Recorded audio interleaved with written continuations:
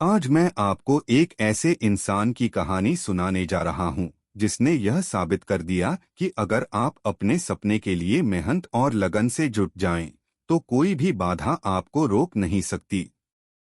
यह कहानी है सोइचिरो होंडा की, जो जापान के एक छोटे से गांव में पैदा हुए और जिन्होंने होंडा मोटर्स जैसी दिग्गज कंपनी को खड़ा किया। सोइचिरो होंडा का जन्म 17 नवंबर 1906 को जापान के एक गरीब परिवार में हुआ। उनके पिता एक साइकिल मिस्त्री थे। बचपन से ही सोइचिरो को मशीनों और इंजीनियरिंग में गहरी रुचि थी। वह अपने पिता के साथ साइकिल की मरम्मत करने में मदद करते थे। यहीं से उनके अंदर मैकेनिक बनने की चाहत जागी। पहला बड़ा सपना और असफलता। सोइचिरो ने कम उम्र में ही अपने पहले बड़े सपने को साकार करने की कोशिश की। उन्होंने एक ऑटोमोबाइल कंपनी में अप्रेंटिसशिप शुरू की और धीरे धीरे अपना खुद का व्यवसाय शुरू करने का फैसला किया। उन्होंने टोयोटा के लिए पिस्टन रिंग बनाने का काम शुरू किया, लेकिन शुरुआती दिनों में उनकी डिजाइन फेल हो गई। टोयोटा ने उनके उत्पाद को खारिज कर दिया। चुनौतियों का सामना और समाधान। यह एक बड़ी असफलता थी, लेकिन सोइचिरो ने हार नहीं मानी। उन्होंने तकनीकी ज्ञान बढ़ाने के लिए इंजीनियरिंग पर गहराई से काम करना शुरू किया। कई असफलताओं और लंबे समय तक संघर्ष करने के बाद उनकी पिस्टन रिंग डिजाइन सफल रही और टोयोटा ने इसे स्वीकार कर लिया। दूसरा बड़ा झटका। उनकी सफलता के बाद दूसरी विश्व युद्ध के दौरान उनके कारखाने पर बम गिरा और पूरा कारखाना नष्ट हो गया। इसके बावजूद उन्होंने हिम्मत नहीं हारी। उन्होंने जले हुए टैंकों से मटेरियल इकट्ठा किया और अपने कारखाने को फिर से खड़ा किया।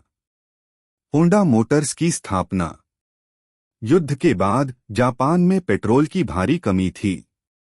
इस समस्या को देखते हुए सोइचिरो ने साइकिल पर एक छोटा इंजन लगाकर पहला मोटरसाइकिल प्रोटोटाइप बनाया। यह प्रोटोटाइप बेहद सफल रहा और यहीं से होंडा मोटर्स की शुरुआत हुई। होंडा ने 1948 में होंडा मोटर कंपनी की स्थापना की। शुरुआती दिनों में उन्होंने बेहद कठिनाइयों का सामना किया।